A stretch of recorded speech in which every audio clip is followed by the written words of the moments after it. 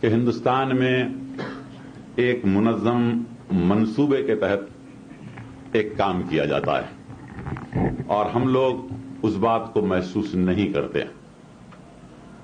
ایک منظم منصوبے کے تحت کام ہوتا ہے. یہ جو فسادات ہوتے ہیں عام طور پر یہ سمجھا جاتا ہے کہ صاحب فساد ہو گیا، ہنگامہ ہوا، لیکن آپ فسادات کے اوپر نظر رکھیں تو آپ کو نظر آئے گا کہ فساد ان مقامات پہ کروایا جاتا ہے جہاں مسلمانوں کی تھوڑی بہت معاشی حالت ٹھیک ہے. وہاں فساد کرا کے آپ کی معاشی حالت کو، آپ کے بزنس کو ختم کر دیا جاتا ہے. آپ خود دیکھیں گے، اگر ایک ایک تاریخ وار اگر آپ دیکھیں تو آپ کو نظر آئے گا کہ گلبرگے کے مقام پر کپڑے کی ٹھوک تجارت مسلمان کے ہاتھ میں تھی. فساد کے بعد وہ تجارت ہمارے ہاتھ سے نکل گئی. مراد آباد کے اندر برتنوں کی تجارت مسلمان کے ہاتھ میں، فساد کے بعد وہ تجارت ختم ہو گئی. اسی طریقے سے بنارس میں بنارسی ساڑیوں کا کاروبار مسلمانوں کے ہاتھ میں تھا. بھوپال وغیرہ میں پتے کا یا بیڑی کا کاروبار ہاتھ میں تھا. اور اب جو بھاگلپور میں جو فساد ہوا ہے، صرف ہم فساد کے اوپر غور کرتے ہیں، لیکن بھاگلپور وہ مقام ہے جہاں یو پی اور بہار میں سب سے زیادہ دولت مند لوگ رہتے تھے. ریشم کا پورا کاروبار ان کے ہاتھ میں تھا اور اب فساد کے بعد وہ کاروبار ختم کر دیا گیا. تو ایک منظم منصوبے کے تحت یہ کام کیا جا رہا ہے، لیکن پروپیگنڈا یہ کیا جاتا ہے کہ صاحب جلوس جا رہا تھا، مسلمانوں نے پتھر مار دیا، یہ اور ہم لوگ اس کو صحیح سمجھ جاتے ہیں. جیسے کہ گجرات میں فساد ہوا تو اس وقت بوٹا سنگھ نے پارلیمنٹ میں کہا کہ پتھر آئے تھے، 10 لاکھ کا جلوس تھا.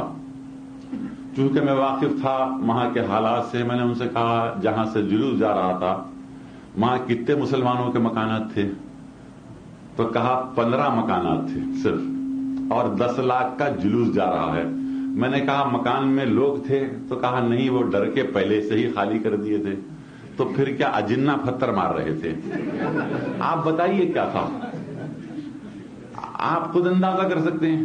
اگر یہاں سے کوئی 10 لاکھ کا جلوس جائے تو آپ میں میرے میں یہ جرت ہو سکتی ہے کہ ہم پتھر ماریں؟ ہم تو ختم ہو جائیں گے، ہمارے بیوی بچے. لیکن یہ پروپیگنڈا کیا جاتا ہے کہ صاحب فساد کی ابتدا مسلمان نے کی، حالانکہ خود پتھر مارتے ہیں. تو یہ ایک منظم سازش ہے. اس لیے ہے کہ دستور میں ہریجنوں کو، پسماندہ طبقے کو مراعات دی گئی کہ ان کو اوپر اٹھایا جائے. ہمیں اعتراض نہیں ہے اور زیادہ مراعات دی جائے، لیکن سوال یہاں پیدا ہوتا ہے کہ جب وہ اوپر اٹھ جائیں گے تو یہ سڑکوں پر جھاڑو دینے کے لیے، گھروں میں کام کاج کرنے کے لیے، ہوٹل میں برتنا مانجنے، رکشا چلانے کے لیے کون ہوگا؟ تو آپ کو تیار کرنا چاہتے ہیں. یہ ایک منصوبہ بند طریقے سے یہ کام کیا جا رہا ہے. اور اسی طریقے سے اردو کو مٹانے کی بات کرتے ہیں. یہ کیوں؟ حالانکہ اردو کوئی مسلمان کی مذہبی زبان تو ہے نہیں. قرآن عربی میں نازل ہوا، اردو میں نازل نہیں ہوا، کیونکہ یہ ایک مشترکہ زبان تھی اور ہم نے اس کو اپنایا. لیکن آج آپ قرآن پڑھتے ہیں لیکن آپ سمجھ نہیں سکتے. 99% لوگ ایسے ہیں جو قرآن پڑھتے ہیں لیکن سمجھ نہیں سکتے، حدیث پڑھتے ہیں لیکن سمجھ نہیں سکتے. کیوں؟ کہ آپ عربی سے واقف نہیں ہیں. آپ کو اردو میں قرآن پڑھنا لازم ہے، جیسا کہ ابھی یہاں پر قرآن پڑھے اس کا ترجمہ ہوا. تو وہ یہ چاہتے ہیں کہ اگر اس زبان کو ختم کر دیا جائے تو آپ اپنے مذہب سے، اپنی تاریخ سے، اپنی ثقافت سے، اپنی تہذیب سے محروم ہو جائیں گے. اور جواہر لال نہرو نے اپنی کتاب میں ایک جگہ بڑی اچھی بات کہی تھی کہ اگر کسی قوم کو ختم کرنا ہے تو سب سے پہلے اس کی زبان کو ختم کر دو، وہ قوم ختم ہو جائے گی. تو اس طریقے سے یہ کام کیا جا رہا ہے. اب سرکاری ملازمتوں میں ہمارا تناسب کیا ہے؟ 2% بھی نہیں ہے. اور پھر ہم اپنے بچوں کو جن میں شعور ہے، مصیبتیں اٹھاتے ہیں، مشکلات اٹھاتے ہیں، اپنے بچے کو تعلیم دلاتے ہیں.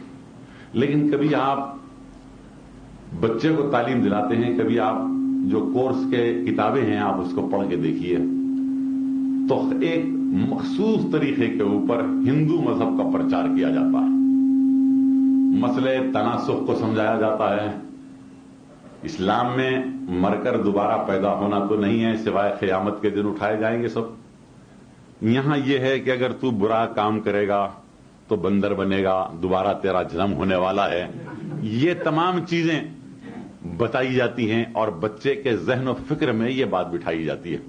اور تاریخ میں بتایا جاتا ہے کہ فلاں بادشاہ نے ایسا ظلم کیا ہندوؤں کے اوپر، تو ان کے ذہن کو شروع سے پوائزن کیا جاتا ہے اور ان کے ذہن کو اس طریقے سے خراب کیا جاتا ہے. یہ ایک منظم منصوبے کے تحت کام ہو رہا ہے اور ہم لوگ بے خبر پڑے ہوئے ہیں. تو ہم کو یہ غور کرنا ہے کہ ہم آج مسلمان ہر میدان میں پیچھے ہو چکا. میں آپ کو حیدرآباد کی بات، چونکہ اپنی ایک مخصوص محفل ہے، عوامی محفل میں تو ہم نہیں کہہ سکتے یہ بات، لیکن حیدرآباد میں بھی